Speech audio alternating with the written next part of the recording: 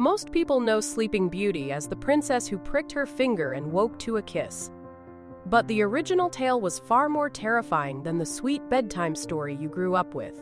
Long before Disney softened the legend, an Italian writer named Giambattista Basile wrote a version so dark, so unsettling, that it barely resembles the fairy tale we know today. Our story doesn't begin with a simple accident. It begins with a prophecy, a warning whispered at the princess's birth. Fortune tellers declared that one day a splinter of flax would seal her fate, and no human magic would be able to undo it. Her father, horrified, ordered every spinning wheel destroyed. But prophecies do not bow to fear. One day, the princess discovered an old woman spinning flax in a forgotten tower. Curious and innocent, she reached out to touch the shimmering thread. The moment the flax splinter pierced her skin, she collapsed into a stillness so deep it stole the breath from everyone who saw her. She wasn't sleeping. She was trapped in a death-like coma, silent and unmoving, as if life itself had paused inside her body. The kingdom mourned as though she had died.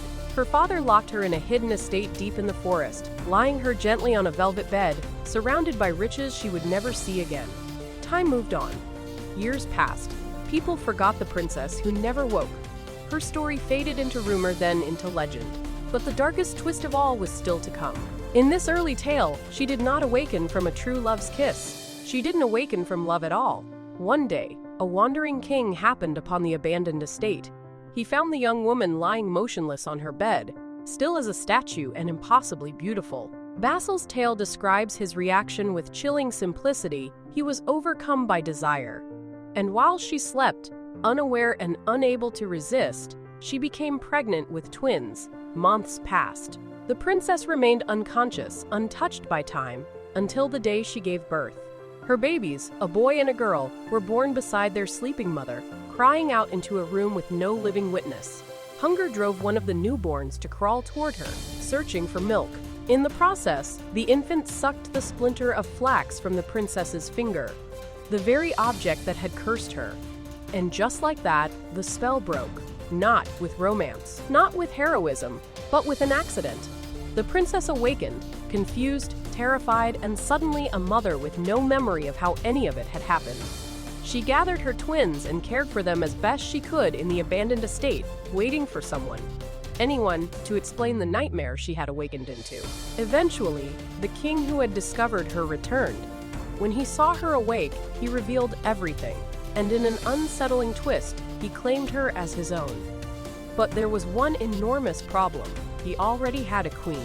When the queen learned about the sleeping maiden, the two children, and the king's obsession, her jealousy turned violent. She ordered the palace cook to kill the twins and serve them to the king in a gruesome feast of revenge. But the cook, compassionate and horrified, refused to shed innocent blood.